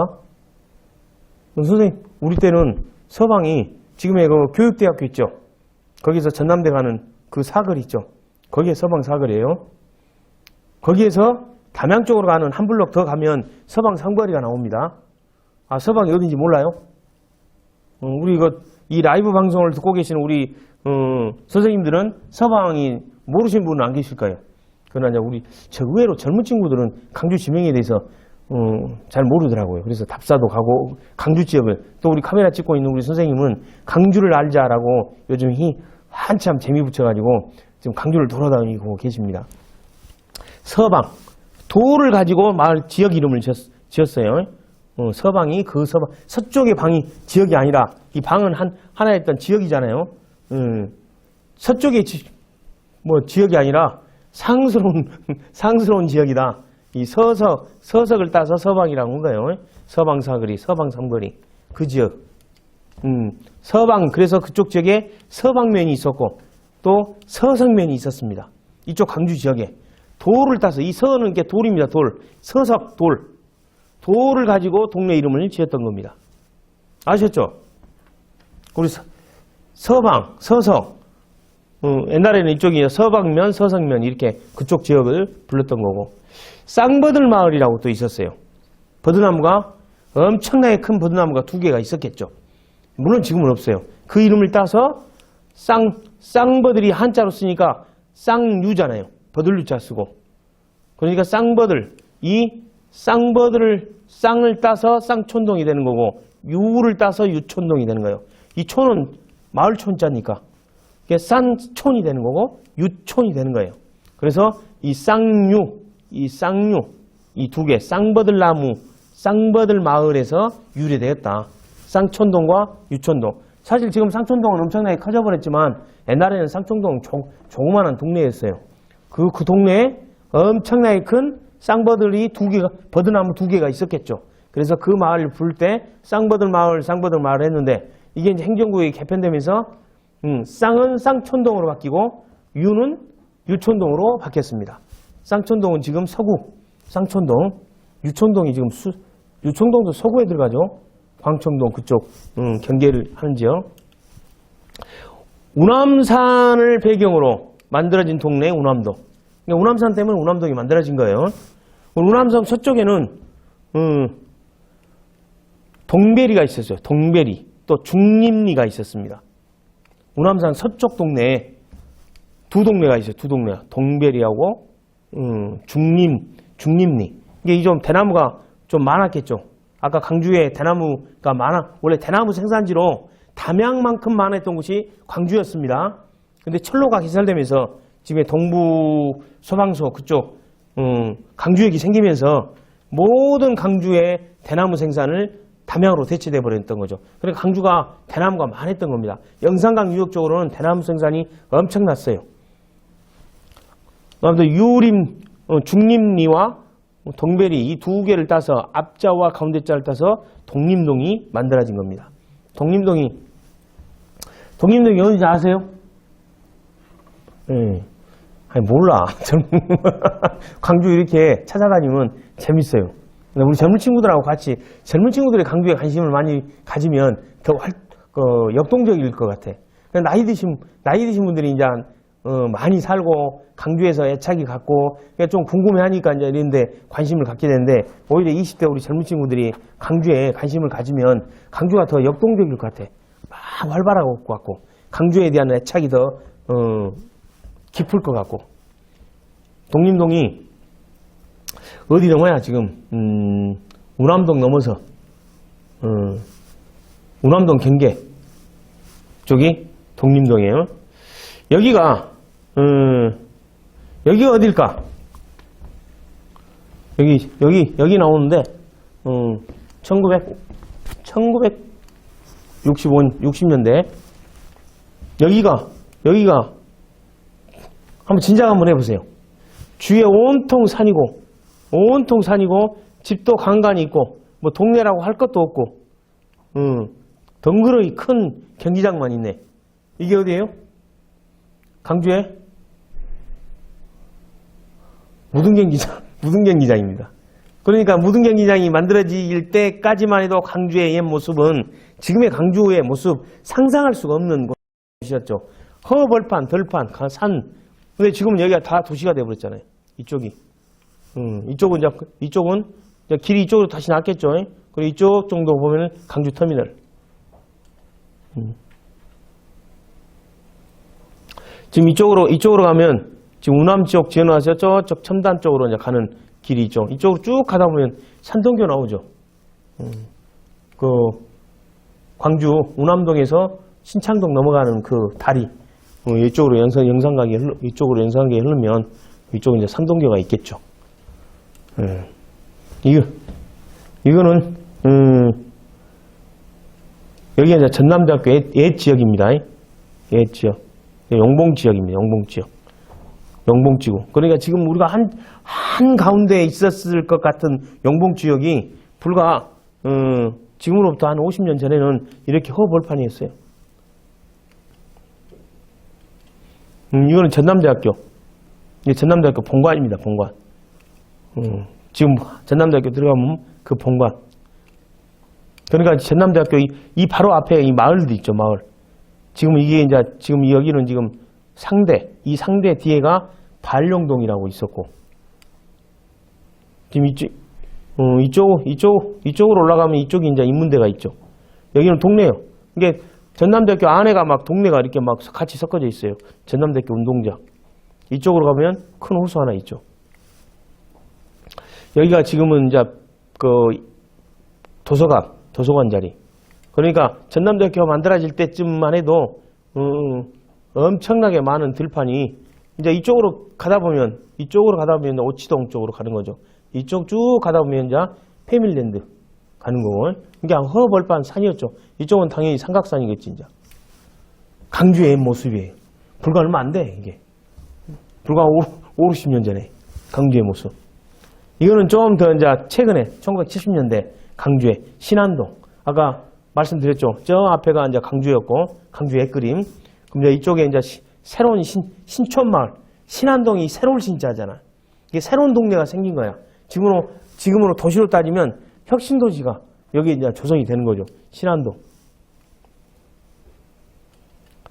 용봉동, 하천에 사실 강주에 하천이 대단히 많이 있었습니다. 여러분들이 달리고 있는 그 도로, 버스 달리고 있는 그 도로가 밑으로는 천인 경우도 많아요. 복개도로. 강주 전남대학교 그 둘레가 다 천이었기 때문에. 용봉동은 그 하천의 동쪽에 발룡리라고 있어요. 발룡리. 그리고 하천 서쪽으로는 봉공리가 있었어요. 그래서 발룡리의 용자와 봉공리의 용자를 써서 봉자를 써서 용봉동이 만들어진 겁니다. 아까 다 용봉동 한번 봐볼까? 이 용봉동. 여기 상대 뒤에 이쪽이 발룡리였어요. 이게 봉공리, 이게 산골짜기였죠. 이게 용봉동은 옛날에 산골짜기였어. 그러니까 이게 지금의 용봉동으로 바뀌어지는 이 시기가 그렇게 오래 걸리지는 않았던 거죠. 그 50년 전에는 허벌판, 산골, 조그마한 동산, 이 정도. 신안동, 신촌마을과 그 안에 넓은 들, 아까 여기죠. 여기. 신촌마을, 이렇게 새로운 동네가 만들어진 거예요. 강주에. 신안동이에요. 지금 신안동 사거리. 신안동 사거리 보면 복개도로,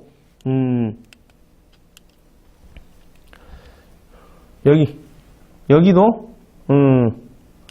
이제 하얀 건물도 이제, 허벌판에, 여기가 무등산이면 무등산. 여기도 지금 신안동 거리입니다.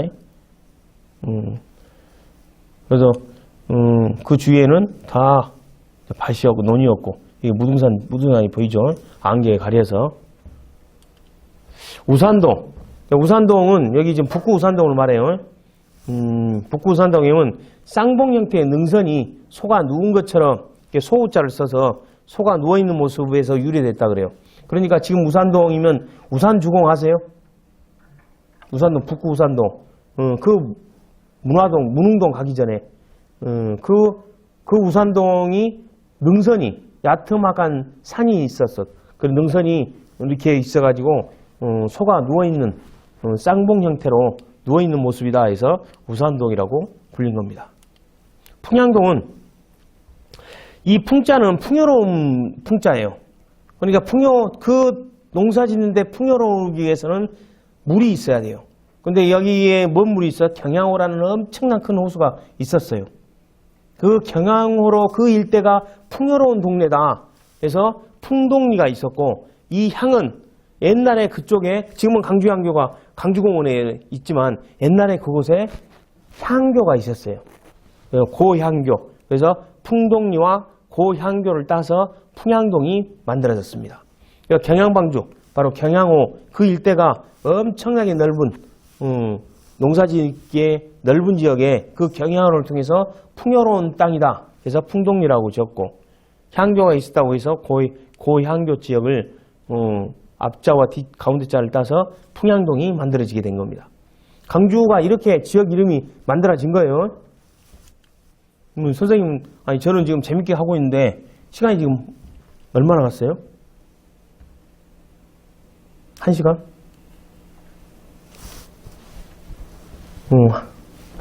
몇 분 남았는가 모르겠네. 막 하다 보니까. 20분 남았어요? 20분 남았어? 자, 문흥동. 자, 문흥동은 그 지역 이름이 애초에 문산리와 신흥리가 있어요. 신흥리. 그러면 이 신자도 새로운 동네란 말 아니에요. 문흥동. 그래서 문자와 가운데자, 첫째 자와 가운데자를 따서 문흥동이 된 겁니다. 동네 이름이. 저 도암동도 원래 말바우 시장, 말바우 할 때 바위에 바위함자, 말은 말맞자, 이걸 순전히 우리말로 하니까 말바우가 되는 거예요. 이 말바우를 말의 머리, 말두자를 써서 그냥 우리 순수한 우리말로 쓰는 거예요. 한 말, 두 말, 세 말 할 때 그 말, 마치 우리가 말 타고 다니는 말, 이것에 이제 같은 우리말로 이제 전이해가지고 말두자를 써가지고 그 말머리다 하고 그 말두자, 바위함자 써가지고 두암동을 만들어냈습니다. 이렇게 동네 이름이 만들어져요. 오치동은 지금 오치동 보면 뭐 무슨 야트막한 산이 있었겠냐, 여기에 무슨 무슨 고기 재가 있었겠냐 싶지만 지금 오치동은 지금 오치동에 오치경 경찰서 뭐 이런 일대 그런데 거기에 야트막한 재가 있었어요. 재가. 근데 거기를 머구재라고 이렇게 원래 머구말을 머구나무를 오동나무라고 하는 모양입니다. 오동나무 자 오자를 써가지고 오치 고개치자 써가지고 오치동이라고 이렇게 불러지게 된 겁니다. 계속 할게요. 상당히 준비 많이 했어요. 이거 시간이 너무 짧을 수가 있는데 석곡동은 석은 물론 광주 쪽에서 부르는 석자는 다 무등산을 의미해요. 돌산, 서석 이 무등산을 의미해요. 그래서 석곡동은 이 무등산 차량 끄트머리에 저 아래쪽에 석곡동, 저쪽 지금 각하동 넘어가면 석곡동이 있는데 그 석곡동 원래 석조촌이라고 있었는데 석조촌은 지금의 충효동을 석조촌이라고 그랬어요. 지금의 강주 자연호수공원, 강주호 호수공원을 그쪽 동네 충효동을 석조촌이라고 바로 무등산 밑에 밑자자 써가지고 무등산 아랫동네 해가지고 석조촌이라고 했습니다. 그 석조촌이 우리 김덕영 장군이 태어났던 곳입니다. 나중에 김덕영 장군이 억울하게 돌아가시고 나서 감옥에서 돌아가시고 나서 수십 년 전에 후에 효종이 명예회복을 시켜주고 시호를 내려주는데 그걸 충효의 마을이다 해서 충효지리, 충효동으로 바뀌게 된 겁니다. 금곡동은 원래 금은 쇠를 말하잖아요. 이 금곡동, 무등산 자락에 쇠가 좀 많이 생산됐던 모양이에요. 그래서 거기에서 쇠를 재련하는 곳이다 해서 쇠를 재련하는 골짜기 금곡동이라고 만들어진 겁니다. 원래 금곡동에서 무등산 수박이 만들어지지 않나? 그렇죠? 골짜기, 쇠를 재련하는 골짜기다 해서 금곡동이 만들어진 겁니다. 얘가 우리 이거 누구야? 그 김덕영 장군이 옛날에 의병 활동할 때 어떤 그 무기를 연마했던 곳이라는 곳이 무등산 기슭에 있어요. 자, 길. 자, 이 동네 이름을 강주에 있는 모든 동네 이름을 다 소개시킬 수는 없고 이렇게 몇 가지만 이렇게 소개하고 이제 길로 넘어갑니다. 길을 이용하는 이용이 나왔네. 제가 오타 났습니다. 길을 이용하는 모든 사람들이 주인이다. 길은 길의 주인은 그 길을 이용하는 우리 모두가 주인이다. 이게 송정리입니다. 그때 송정리가 이랬어요. 1950년대 54년인가 이때 우리 6.25 전쟁 남북 전쟁 났을 때 1950년대 송정리의 옛 모습이에요. 지금 이쪽 지역이 지금 금오타이의 지역입니다.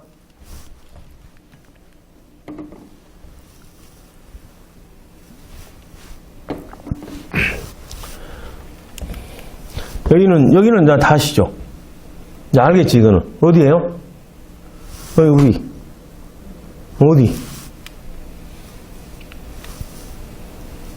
여기 뭐냐? 당연히 무등산이고. 여기는 어디예요? 응? 그 조선대학교. 조선대학교. 1950년대. 옛 모습. 이걸로 대학교 시작했어요. 조선대학교. 길이라고 뭐 운동장이라고 할 것도 없이 다 논바. 여기 바로 앞에 뭐 집이, 오래된 집이 있고, 이 논 사이길 통해서 학생들 대학에 들어간 거죠.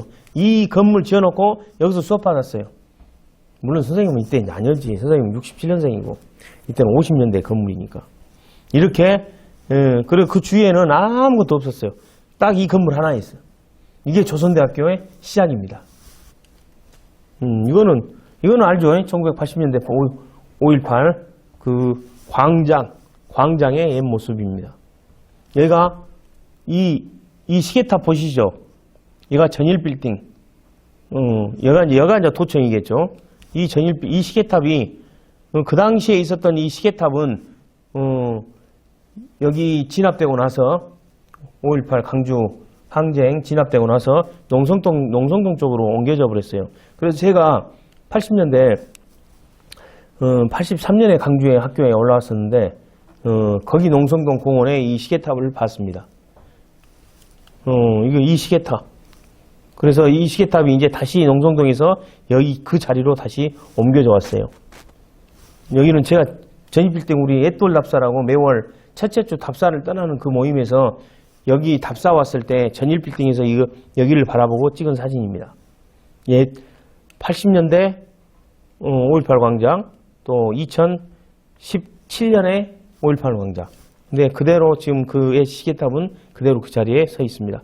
물론 80년대 한동안은 시계탑이 농성동으로 옮겨졌고 다시 또 이쪽 자리로 돌아왔던 겁니다. 도청의 옛 모습. 길은 법정, 행정동명, 또 이 길 이름을 질 때 법정, 행정동명 이름을 땄거나 아니면 새 지명, 또 그 지역의 지명의 이름을 따거나 또 건물 인물을 따거나 자연을 모티브로 해서 그 이름을 따거나 사람의 이름, 대부분 호입니다. 지역의 특징을 살려서 그 길의 이름을 지어왔어요. 강주는 대부분 이 범주에 속하더라고. 조사를 해봤더니. 이걸 또 조사한 연구자들이 또 있어요. 그래서 언젠가는 우리 여기 앞에 좀 카메라 찍고 계신 선생님이 강주를 알자. 이걸 요즘에 좀 흥미롭게 지금 진행하고 있는데 저도 한번 강주의 길을 따라서 이 길이 만들어진 유래, 이 지역이 만들어진 유래를 따라서 한번 같이 다니고 싶어요. 한번 같이 다닐까? 네. 이렇게 서서 한 시간 넘게 하니까 이거 좀 쉽지가 않습니다. 이게 올라가 버렸네. 이게 새 지명은 상무평화로, 일곡마을로 이런 것들은 새 지명입니다. 이게 내 컴퓨터하고 호환이 안 되구나. H지명은 무진대로, 우리 강주를 무진주라 그랬잖아요. H지명을 따서 동문대로, 그 광주읍성의 동문대로, 북문대로, 강주읍성의 북문, 이렇게 H지명의 이름을 따서 그 길 이름을 짓는 경우, 또 건물 이름을 따서 풍영정길이라고 해서 풍영정이 어딘지 알죠? 영산강에 지금 신창지구, 우리 앳돌 답사 한번 겨울철에 답사를 갔었는데 그 풍영정 건물을 따서 풍영정길, 경양방주, 옛날에 우리 경양방주 이쪽 중동, 계림동 쪽에 엄청나게 큰 경양방주 있다 그랬죠. 광청시장길. 선생님은 광청시장을 많이 이용했었어요. 학교 다닐 때. 광청동에서 자취했기 때문에. 그래서 광청시장길. 이렇게 건물 이름을 따서 길의 이름을 짓거나 또는 자연, 운천로, 운천저수지. 또 영락공원로. 또 상무공원을 따서 상무공원로. 이렇게 자연을 따서 길 이름을 짓거나 또는 인물을 따서 금남로, 금남 정충신 장군. 그 이괄해난을 진압하고 인조의 위급한 상황을 다시 인조를 살려낸 그 정충신 장군의 시호를 따서 충장로, 김동영 장군의 시호를 따서 또 경렬로, 고봉 기대승 선생, 경렬 정지 장군의 시호를 따서 이렇게 인물을 따서 길 이름을 짓는 경우가 이 범죄에 속하더라. 조사를 해봤더니. 재봉로는 재봉 고경명 장군의 이름을 땄습니다. 재봉로가 어디가 있는가? 재봉 고경명 장군의 포충사 알죠? 남구에 있습니다. 저쪽 남구에 좀 외진 데가 있어요. 재봉산 자락에. 또 충장로는 충장공 김덕영 장군의 제 PPT 자료는 이게 다 되는데 이걸 이제 이쪽으로 이제 호환하다 보니까 이렇게 이제 한 자씩 떨어집니다. 필문대로는 필문 이선재 선생. 뭐 이분이 태어난 데는 고려 말기지만 대부분 생활은 조선 초기에 생활하셨어요. 고려사를 개찬하는데 참여하셨고 사실 이분이 유명해진 것은 이선재 선생의 묘지명이 발견되면서 유명해졌습니다. 그래서 이 필문대로는 조선대학교 우리 여기 조선대학교 그 앞길이 대로 이름이 뭐라고? 필문대로. 정문 막 나가면 큰 거 안내판이 있죠. 뭐라고 써졌어요? 필문대로라고 써졌어요. 제가 한국사 수업하면 꼭 이거 시험에 냅니다. 조선대학교 정문 길 이름을 쓰시오. 근데 여러분들 혹시 앞에 정문 나가면 엄청나게 큰 간판으로 필문대로라고 써졌어요. 이선재 선생의 호를 따서 지어진 이름입니다. 정지장군의 관음포 해전. 우리의 세계 해전사에 기록에 남을 엄청난 큰 해전이었어요. 관음포 하면 지금의 금강하구 거기에서 일어난 고려 말 왜구들을 무찔렀던 정지장군의 활약상이 다 담겨져 있는 거죠. 화포를 이용한 전투였습니다. 대단한 전투였어요. 이 전투를 계기로 그 극성스러웠던 왜구가 이제 주춤해진 거죠. 왜구의 어떤 침략이 주춤해진 겁니다. 그래서 세계 해전사의 길이 빛나는 해전사에 이 관음포 해전이 나옵니다. 그 관음포 해전의 주역 정지장군을 모시고 있는 데가 지금 석곡동, 행정구역상은 망월동인데 거기에 경렬사가 있습니다. 그 경렬사를 가면 이렇게 경렬사 사당이 있어요. 이거는 단청이 해지기 전에, 단청 색깔이 해지기 전에 찍은 사진인데 오히려 이거도 운치 있는 것 같은데 이렇게 해놓으면 좀벌레가 생겨버려요. 그래서 나무가 치명상을 입어요. 그래서 이렇게 단청을 했습니다. 어떤 것이 더 아름다운지는 저는 모르겠지만 오히려 이게 더 좀 고즈넉하고 그런데 이렇게 이제 단청을 해서 개돌답사했습니다. 저는 여가 있습니다. 이 선생님은 그때 안 갔어요. 여기 지금 카메라 찍고 계신 선생님은 그때 안 갔습니다. 이 경렬사는 사람들이 별로 안 찾아와요. 근데 제가 이 경렬사를 추천한 이유가 너무도 아름다워요. 그리고 이 경렬사 이쪽으로 해가지고 이쪽 그 담벼락으로 걷는 그 길이 길지는 않지만 너무나 고즈넉합니다. 그 담벼락 길을 타고 올라가면 정지장군의 묘가 나옵니다. 석장묘라고. 이건 정지장군이 고려 말에 입었던 갑옷이 지금까지 남아있어요. 이 정지장군의 경렬사에 지금까지 이 갑옷이 모셔져 있는 건 아니에요. 그림만. 근데 실제는 지금 민속박물관에 실제는 있어요. 그 이제 막 오래된 거니까 어떤 처리를 해야겠죠. 정지장군 묘소를 찾아가기 위해서 계단을 올라가는데 이 계단 자체도 너무 아름다워. 저는 어디 답사를 가면 계단이 그렇게 아름다워요. 거의 뭐 계단을 사랑해 볼 정도예요. 어디를 우리가 올라가기 위해서는 계단을 타고 올라가야 되잖아요. 계단이 높던 짧던 꾸불꾸불 하던 간에 이 계단을 타고 올라가야만이 우리가 바라는 곳에 도달할 수가 있어요. 근데 여기 정지장군의 예장석장묘를 찾아가기 위해서 올라가는 이 길이 너무도 아름답습니다. 뭐 이렇게 표현을 하지만 여러분들 우리 한번 다녀오셨을까? 안 갔구나. 예장석장묘를 여기가 지금 정지장군 묘소입니다. 석장묘를 지금 가기 위한 발걸음. 여기 정지장군의 묘소 앞에서 사진 찍은 장면. 물론 저는 여가 있습니다. 물론 여기 사진 찍고 있는 선생님은 안 계십니다. 답사에 그때 안 오셨어요. 예장석장묘. 예장묘라는 것은 지금으로 따지면 국장 정도 되는 거예요. 나라에서 장례를 치러진 거예요. 이분의 역할이 고려시대 때 얼마나 대단했는가. 그리고 여기를 왜 제가 권장하는 이유가 있어요. 여기에서, 바로 여기 자리에서 바로 앞을 보면 이 장면이 나옵니다. 무등산. 날씨가 맑으면 이 무등산 자락이 그렇게, 여기가 지금 매장 방금 사진 찍었던 그 자리예요. 그래서 이 그대로, 바로 이 자리가 남향이잖아요. 무등산이 있는 쪽이 남향이라고 그랬죠. 남쪽을 그대로 바라본 최고의 명당 자리. 나 이렇게 아름다운 묘자리 나 처음 봤네. 그래서 혹시 여러분들 답사를 경렬사 가시게 되면 경렬사만 쑥 들어갔다가 쑥 나오지 마시고 그 담벼락을 타고 바로 한 20m 정도 가면 되니까 그 담벼락을 타서 우리 정지 장군의 묘소를 꼭 참배하고 이 무등산을 바라보면서 호연지기를 기르고 오시기 바랍니다. 여기는 우리 고봉 기대수 선생의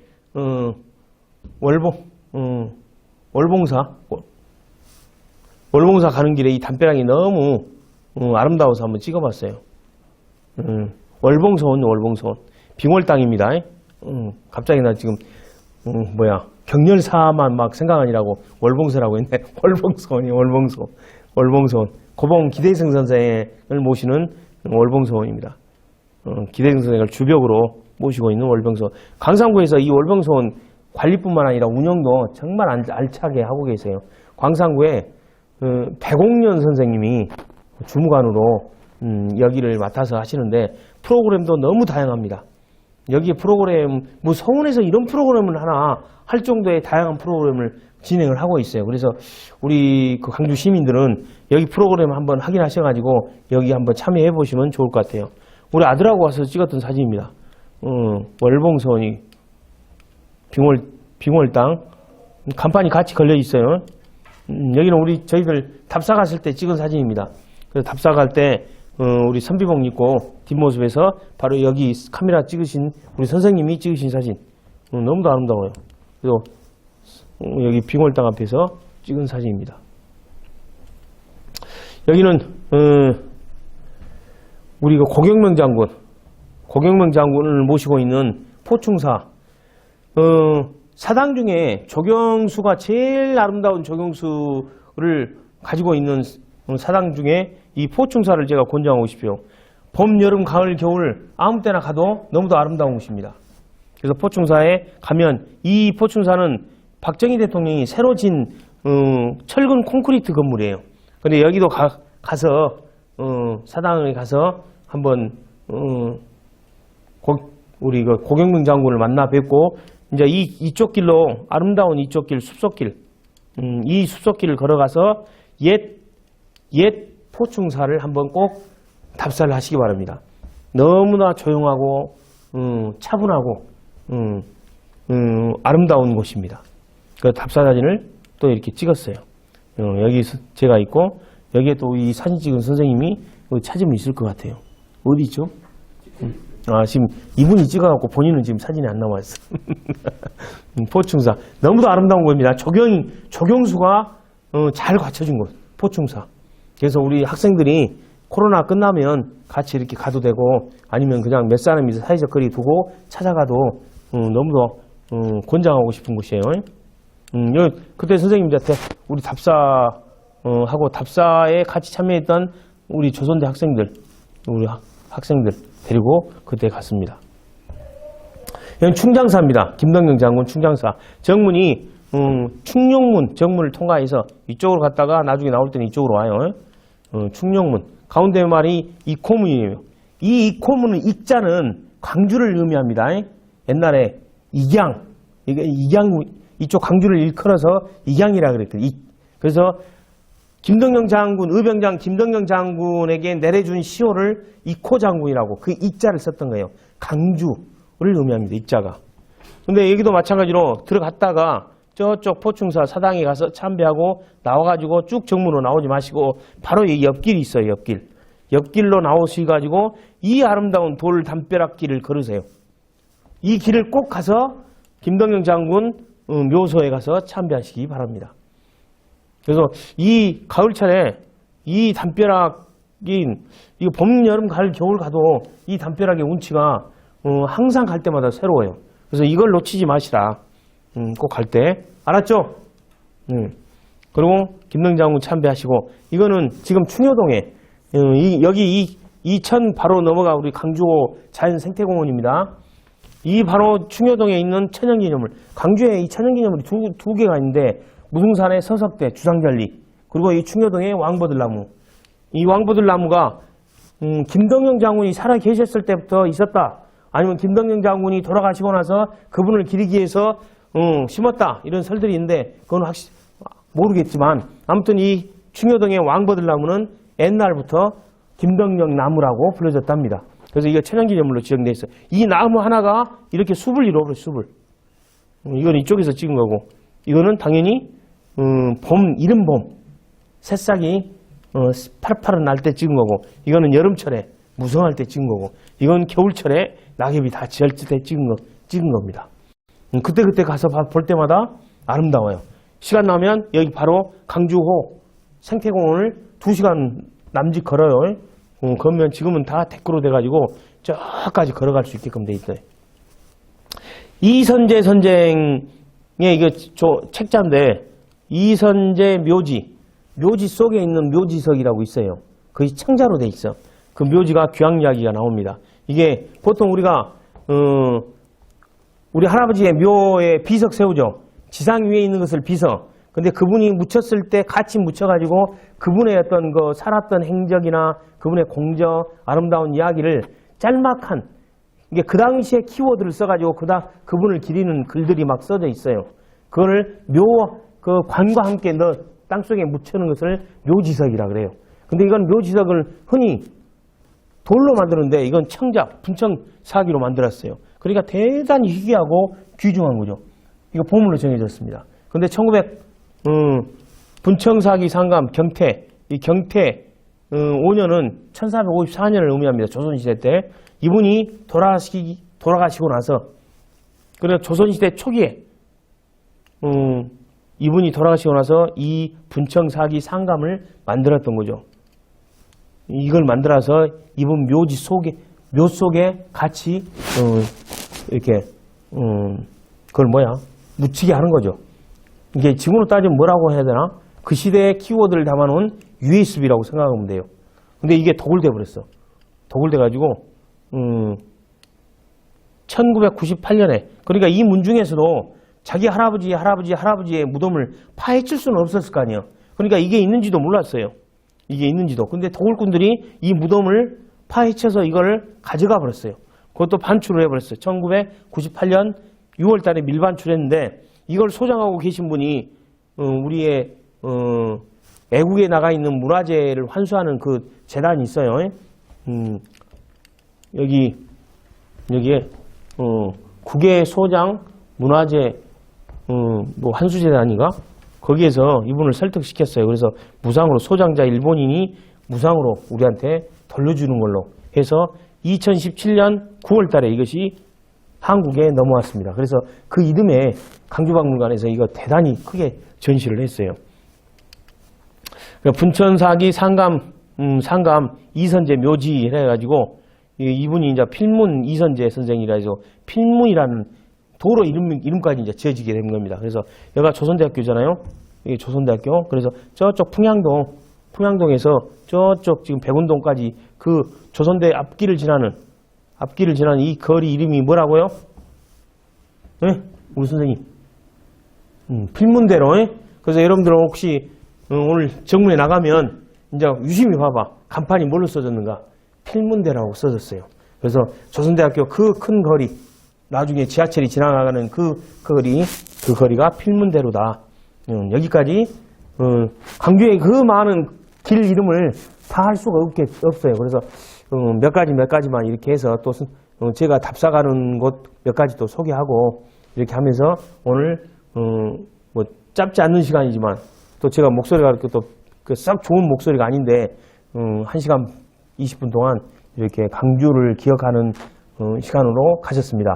오늘 녹화에 준비하시고 또 오늘 강의를 준비해 주신 우리 선생님들께 감사하고, 라이브로 이렇게 1시간 20분 동안 듣는 것이 쉽지가 않는데 들어주신 데 대단히 감사합니다. 네, 감사합니다.